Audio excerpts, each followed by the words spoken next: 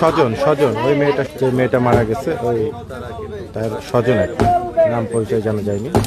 হ্যাঁ হ্যাঁ, জি জি, অসুস্থ হয়ে যায় তাই ওইখান থেকে নিয়ে যায়। ওকে।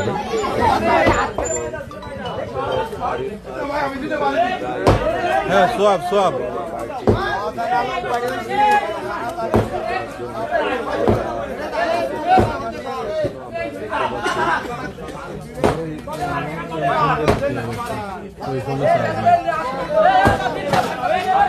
আর একটু আলো দেন তো ভাই।